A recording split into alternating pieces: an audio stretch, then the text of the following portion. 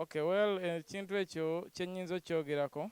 Ekisooka, abantu abo bwe batandikira baali beeyagala nnyo, nabalabako mu studio nga mbakolera ennyimba, ekyo kyo tekiriiko keebuuza. Naye ebiseera ebisinga relationship z'abantu nga bombi bayimbi, ate nga bayimba ono music yono gwe tuyimba ono atali wa bandi nti oba muli mu group yemu, kati bali bayimbi babiri, buli omu alina management ya njawulo, babadde tebasobola kubanga bafuna obudde obwebeererawo, like time ey'okusharinga mu relationship. Kyendowooza kubanga omu aba ali eno omulala agenze eno, omu ali eno omulala agenze eno.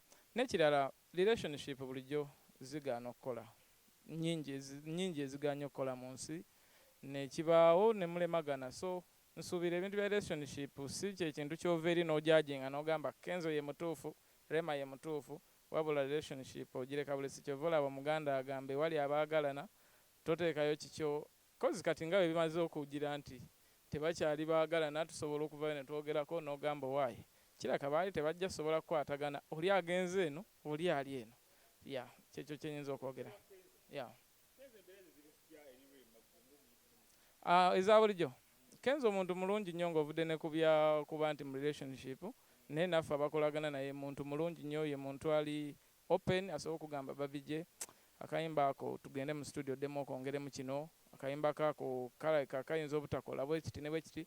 So ne mu bya bulijjo ye muntu usiga nti amma ssente, agaba ssente, anyumya, aseka, like ali muntu ali free, owakabi kwega omuntu gw'osobola okukolagana naye.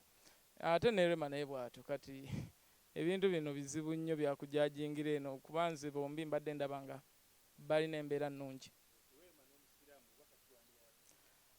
Rema n'omusiraamu, ebya relationship ekirungi nti kasita babeera n'omukwano.